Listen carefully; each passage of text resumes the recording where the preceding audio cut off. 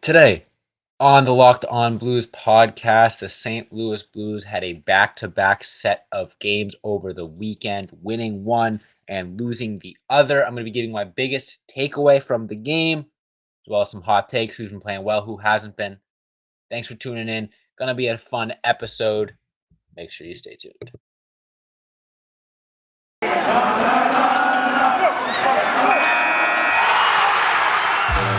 You're Locked On Blues, your daily podcast on the St. Louis Blues. Part of the Locked On Podcast Network, your team every day.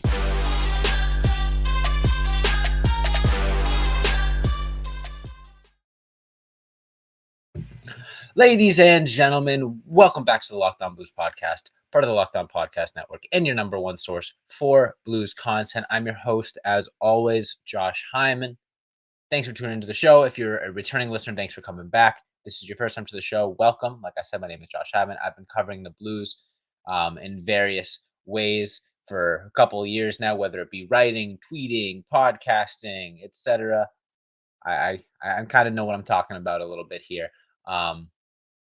This is your first time tuning into the show. Check us out on YouTube as well at Locked On Blues. You can follow the show on Instagram and Twitter at Locked On Blues. You can follow me on Twitter at Josh Hyman NHL. But as always, thanks for making Locked On Blues your first listen. Took a week off last week. Was figuring out some stuff with my other job, but back on schedule now, back on track. Looking forward to a full week of content. Got a lot of stuff planned out already, including a couple new things, new segments in today's episode. So the way that this is going to work from here on out, I'm going to have a bit of a set schedule. So post game, I'm going to have the same sort of episode. And I have a couple reoccurring segments throughout the week. It's going to be real fun. So today is the first new sort of post game episode, and the way that it's going to work, the first segment is going to be about the biggest takeaway from the previous game or games. In this case, there are two games. The second segment is going to be a couple rapid fire takes. So, some hot takes, some quick reactions from the game or games. This time there's two, like I said. And then the third and final segment is going to be high notes and low notes, blue notes, high notes, low notes. What were some of the highest highs from the weekend or from the last game, and what are some of the lowest lows? So that's the schedule for this episode. That's going to be the schedule for pretty much all post-game episodes moving forward. I'm kind of excited about it. Should give a little bit more structure and consistency to the show. That being said, though, let's just jump into the first segment. Biggest takeaways from the weekend series of games. The St. Louis Blues played against the Columbus Blue Jackets and the Vegas Golden Knights. The first game, they won 5-2 against Columbus. And then the second game, the return of Ivan Barbashev, they lost 5-3. So let's just jump into it. I got a couple notes here. Let's talk about the 5-2 win first and foremost. The Blues played really, really well in that game. The offense was explosive, incredibly strong, incredibly potent, and that was all capped off by a hat trick from Jordan Kyrou. I'm going to be talking about him a ton in today's episode. He has been spectacular over his last few games. I don't have the exact point total in front of me, but ever since Berube kind of called out the top end guys, Kyrou and the rest of those high end guys have been really, really strong for St. Louis. And Jordan Kyrou, no different, had 3 goals in this win, looks really, really strong, looked like the best player on the ice, both teams included. Really just pushing possession, dominating play, and he was rewarded with 3 goals and, a couple exciting goals at that. Obviously, the last one was an empty netter, so it's, some people might look down on that, but I mean, his effort was stupendous, and I think defensively as well, he stepped it up a little bit. That's been his biggest criticism, and obviously, I don't think he's quite a plus defender yet, but he's been stepping up the effort in that sense, which is important. Another guy who I think had a really, really solid game was Sammy Blais. He was obviously struggled a lot in his time with the New York Rangers, didn't get a single goal in like 50 games he played with them, but he had Blues, and his offensive potency has increased tenfold. He had 3 points in the game against Columbus. He is everywhere on the ice. He is showing his physicality. He is showing his offensive ability, and his effort was one of the biggest reasons why I was so excited about having him join the team. Just the way that he pushes possession and drives players to play better because he's always working so hard every single shift, I think is so important, and he proved that. In this most recent game with 3 points. Moving on, Thomas Greiss was also very, very solid stop I believe 39 shots against. So the Blues still gave up a lot of shots and didn't generate the most shots, but when they did, they scored. And when Grice was tested, he responded very well. Unfortunately, their luck did not continue to Sunday. They did lose to the Vegas Golden Knights 5-3. However, there were still some positives. Jordan Kyrou had 2 more points to continue his dominant 5-point weekend. Jacob Verana got himself a goal. More on him later. I really, really love what I'm seeing out of him. Jordan Binnington, not his best game, but that might be a little bit chalked up to the defense as a whole. Again, more on that later. But weekend takes overall, the Blues played 2 really, really solid games. One of them just happened to be against a team that was flat out better than them in Vegas, but they battled hard. They played well. They were really in it right up until the end there. So encouraging stuff for the long term moving forward for the St. Louis Blues. That being said, I'm going to get into the second segment, some rapid fire takes, as soon as I show you, or tell you, I should say, about today's sponsor, and that is Athletic Greens. Now, our next partner has a product I literally use every single day. I started taking AG1 because I got a busy schedule. I don't have time to eat as healthy as I want, and I started feeling not great about the way that I've eaten. But AG1 is so easy to use. It's just a scoop of powder in your water. One delicious scoop of AG1, you're absorbing 75 high-quality vitamins, minerals, whole food source superfoods, probiotics, and adaptogens to help you start your day right. This special blend of ingredients supports your gut health, your nervous system, your immune system, your energy, recovery, focus, and aging. All of the most important things. It's lifestyle friendly, whether you eat keto, paleo, vegan, dairy-free, gluten-free. It'll support those needs. Contains less than 1 gram of sugar, no GMOs, no nasty chemicals or artificial anything. Still tastes good. Plus, supports better sleep quality. Sleeping is so important. You spend, half your life doing it, 30 of your life doing it. And, might as well support that with AG1. Right now, it's time to reclaim your health and arm your immune system with convenient daily nutrition. It is just 1 scoop in a cup of water every single day. That's it. That's all you need. No need for a million different pills and supplements to look out for your health. To make it easy, Athletic Greens is going to give you a free 1-year supply of immune-supporting vitamin D and 5 free travel packs.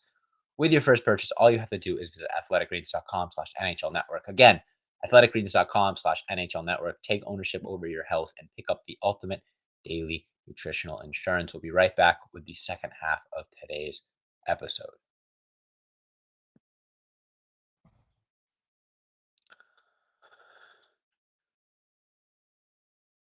All right, moving forward, I talked about this a little bit. The second segment post game is going to be dedicated to rapid fire takes. Not a whole lot of depth to them. We're talking about quantity over quality now. So let's just jump into it. I talked about him a little bit before. Jordan Kyrou really looks like him. Looks like he can be the guy for the St. Louis Blues. Bit of an up and down season. Obviously, he's been producing the points left and right. Recently set his career high in goals, but had been, playing time had dipped a little bit at times here and there. Defense and turnovers had been questionable. Um, Bit of a slump recently before this recent explosion of production, but all of a sudden he comes out and has a weekend to remember. 3 goals against the Columbus Blue Jackets, and then 2 points in a loss against the very, very strong Vegas Golden Knights. And he looked like the best player on the ice every time he was out there. Even in the loss, he was electric, incredibly, incredibly fun to watch, incredibly skilled. And it looks like he's, up to this point, has been worth every single penny of that extension the Blues have given him. And, he's still young. He's still got tons of room to grow. Has just recently secured his first of what I assume will be many, many, many 30-goal seasons moving forward. And he looks just electric out there. He looks like a guy that could potentially be the best player on a Stanley Cup winning team. Not quite there yet, obviously, but he is still developing. He is still growing. He's still working on that defensive game. He's still working on that playmaking. That's been improving. And, that speed's never going to go away. That shot's never going to go away. Those dangles, that skill, that's never going to go away. That's only going to get better. And it is a pleasure being able to watch Jordan Kyrou play for the St. Louis Blues every single time he takes the ice. I am so excited to watch him moving forward. Moving on to another guy I want to talk about, and that is Jacob Verana. Now, Jacob Verana came over to the Blues around the trade deadline. Not in a trade. I believe it was or no, it was a trade. I'm getting him confused with Captain. A trade for a 7th round pick and some meaningless prospect. Verona is a guy that's been on and off the ice, whether it be injuries or NHLPA, off ice issues. So there was a little bit of concern there whether or not he could just return to form. But so far, he's got himself a couple of goals with the Blues, and he looks dynamic out there. He looks like he's loving the game. He's loving playing with the guys. He's loving his teammates. I think Jacob Verana could potentially have a 30-plus goal season with the Blues next year or in years moving forward if they do, continue to pay him and continue to make him a member of the team. He looks really, really good, and he looks like he fits in with this new sort of style of offense that the Blues are focusing on. More focused on speed and skill, less physicality, that sort of thing. Verona looks like a perfect piece for that, and you know I think it maybe was the most underrated trade from the trade deadline, not just for the Blues, but maybe around the whole NHL. Just the fact that it was such a nothing trade, didn't get a whole lot of coverage. The Blues gave up practically nothing to bring him in, and now he has, scored a couple goals and he's played a lot of ice time. He's playing up there on the second line. He looks really, really good. Like I said, I think he has 30-plus goal potential. I think he's a guy that could potentially, be a solid piece of this offense moving forward, not just a depth guy, as some people were speculating. I'm really excited to see what Verona can do to close out this season, and then next year, if he gets a full year in with the team, an off season to train and practices and training camp to get integrated more. I think Verona can be a really, really solid player for the Blues. Another guy I want to shout out that has looked really good lately is Colton Parayko, perhaps the biggest scapegoat of the team this year. A lot of complaints against Colton Parayko, uh, probably justified. I've had my fair share of talk about him, negative talk about him, but lately I think he has really stepped up his play and really made it so you got to bite your tongue on some of the criticisms. He has been a very solid defenseman for the Blues lately. Has been generating more chances than giving up. That was one of the biggest issues, was that even if he was, decent offensively or whatever, it felt like he was just creating a lot of scoring chances for other teams in the defensive zone, whether it be turnovers, out of position, not that strong on the puck. It was frustrating to watch Colton Parayko play, but now if you dig into the numbers, he has been a positive plus player for the Blues, and he has been out there against, the best forwards on other teams. Vegas is a team that is stacked offensively, and Colton Parayko absolutely held his own against them. Columbus isn't the most offensively gifted team, but he was, a true number one defenseman in that game. He has been very, very solid for the Blues lately, playing his best stretch of hockey I think we've seen out of him in a good period of time. Um, Absolute reason for encouragement. You look at that eight-year, $6.5 million per contract, and you get a little intimidated. But if he can play like he's played over these last five or so games for the majority of that contract, then that will not be a bad contract at all. And he could potentially be a pillar for a Blues defense. Obviously, I think the defense still needs a lot of work, and that's something I'll get into in the third segment. The highs and the lows of the weekend, but um, overall, I think Colton Parayko has turned his game around a little bit lately, and that's something that's kind of gone unnoticed. I haven't seen a ton of people talking about it, but especially, there's the old quote, "Let your respect be as loud as the disrespect was," or something like that. And I think that should ring true for Colton Parayko. He has been by far the number one target of criticism um, for the St. Louis Blues this season. And, he deserves an equal amount of respect when he's playing well. And I think he has shown lately that he isn't quite as washed up as people think he is. It isn't the worst contract in the NHL or the worst contract on the team or whatever. Um, is he that number one, shutdown guy that we saw in the 2019 Stanley Cup run? Not quite. He's not quite at that level again yet. But, given the injury history and given the lack of talent on his pairing, I think the way that he has played lately is very, very encouraging and shows that it's not quite time to give up on Colton Parayko. Um, Moving on to the last of the rapid fire takes. Not much of a hot take. It's just I think we've seen what the Blues will be for the rest of the season. Um, I think that they've settled into a space where they're putting in a lot more effort than they were at previous points in the season, but they're just coming up short against better teams. Teams like Vegas, stuff like that. You're not gonna beat them consistently with a roster like the Blues have. However, it is encouraging to see the effort, and it is encouraging to see the top of the lineup guys play like top of the lineup guys. Jordan Kyrou, Robert Thomas, Braden Shen, Colton Parayko, Jordan Binnington to a lesser extent, et cetera, et cetera.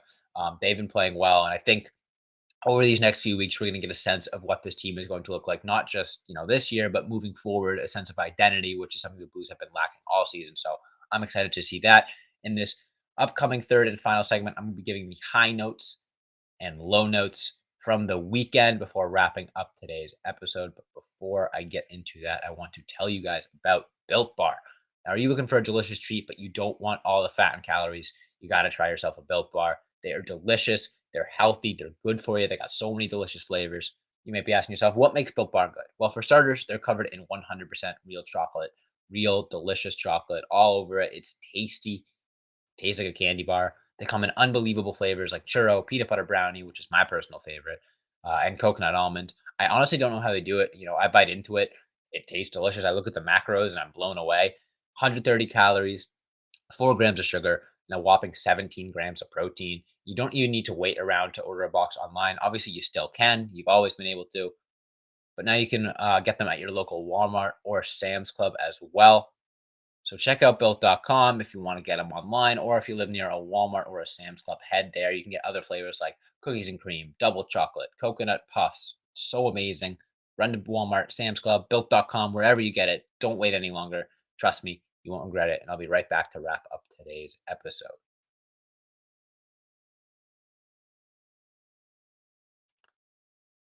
All right. And the third and final segment today are high notes and low notes. What were the best of the best over the weekend, and what was the worst of the worst? Well, the best of the best I've been talking about at this episode, Jordan Kyrou and company. They look legit. It looks like this team does have a core to build around moving forward. That was one of the biggest questions of like who are going to be the guys? Can Jordan Kyrou and Robert Thomas be the guys that you build around to win a Stanley Cup? Now, that's obviously a bit of a take that I'm not going to get into quite yet, but let's start more simply. Are Jordan Kyrou and Robert Thomas, and to a lesser extent, maybe Jordan Binnington and Colton Parayko, are those guys that you can build around to make it back to the playoffs? I think this weekend is a small sample size that indicates towards absolutely. Jordan Kyrou has looked spectacular lately. He has looked like the best player on the ice. He has looked like a superstar in this league. I'm still salty that he didn't get an All-Star nod this year, but he is a first-time 30-goal scorer this year. Uh, could potentially hit 40 if he really turns on the Jets moving forward. Unlikely, but possible, which means he could definitely be a 40-goal scorer later in his career. Robert Thomas has continued to look really, really good the way he commands play, the way he dominates play. Other guys like Braden Shen, I think, have stepped it up a little bit lately with his physicality and his solid play. Jacob Verana has looked really, really good offensively for the St. Louis Blues and looks like a guy that I think could be a strong, strong piece moving forward. Jordan Binnington has continued to play solid. Mostly just the top end guys are playing at a top end level for the Blues. It's just they don't quite have the depth that they had at the beginning of the season. If they played like this back before they traded everybody away, they could be potentially in a playoff spot. However, the reason why I don't think that's quite as simple as it sounds is the defense still looks really, really poor.